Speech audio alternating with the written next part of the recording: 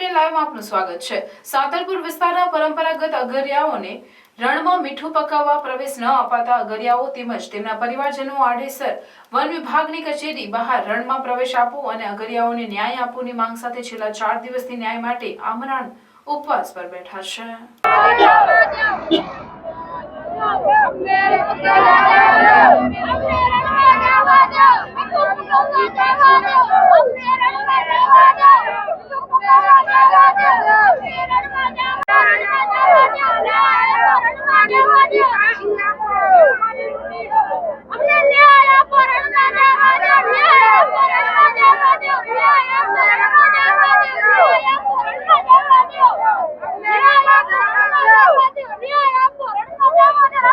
પરંતુ 4 દિવસ વીત્યા છતાં અગરિયાઓની રજૂઆત સાંભળવા ના તો કોઈ રાજકીય નેતા આવ્યા છે કે ન તો કોઈ જવાબદાર અધિકારી દ્વારા મુલાકાત લીધી।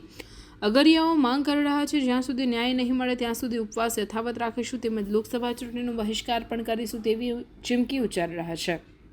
રણમાં મીઠું પકાવવા પ્રવેશ આપવા મુદ્દે પરિવાર સાથે અગરિયાઓ આડેસર વન વિભાગની કચેરીએ ન્યાયની માંગ સાથે આમરણ ઉપવાસ પર બેઠા છે।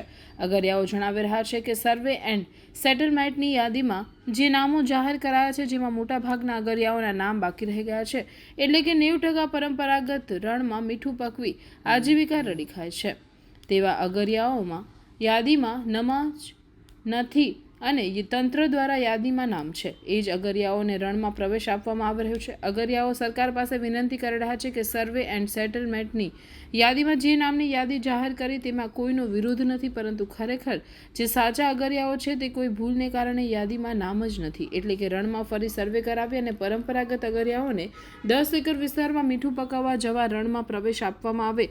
તેમજ અગરિયાઓ જણાવી રહ્યા છે કે પેઢી દર પેઢીથી રણમાં મીઠું પકવી આજીવિકા રડી રહ્યા છે, પરંતુ આ સર્વે એન્ડ સેટલમેન્ટ યાદીમાં નામ ન હોવાને કારણે ચાલુ સાલે રણમાં મીઠું પકાવવા પ્રવેશ મળ્યો નથી।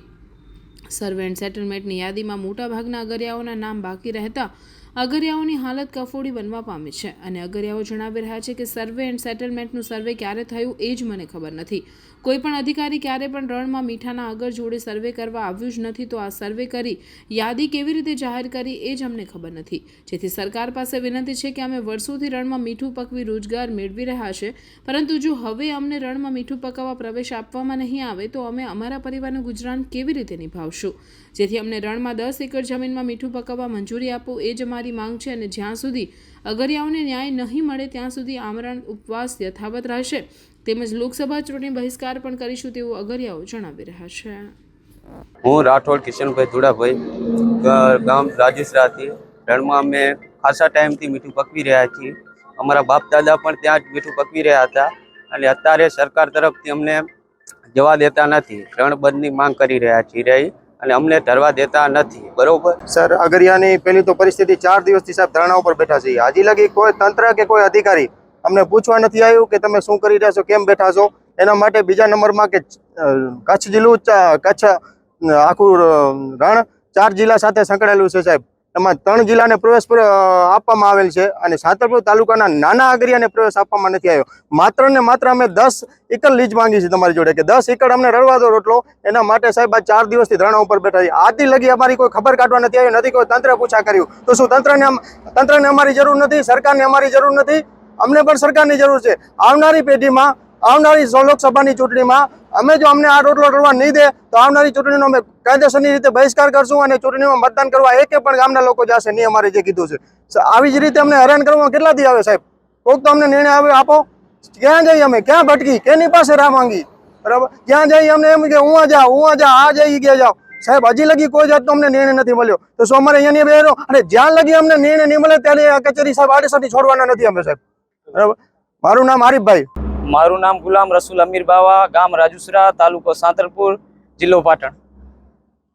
અમે અહીંયા બેઠા છીએ 4 દિવસ થયા તાયણા ઉપર, બરોબર।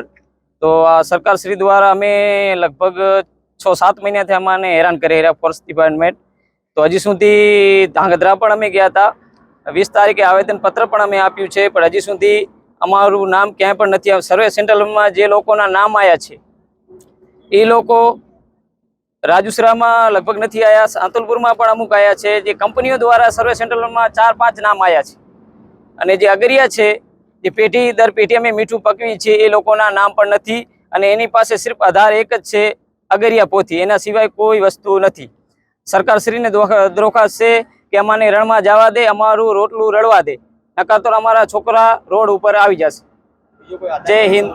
અમારી પાસે એક જ આધાર છે, અગરિયા પોથી, બીજું કાંઈ પણ નથી.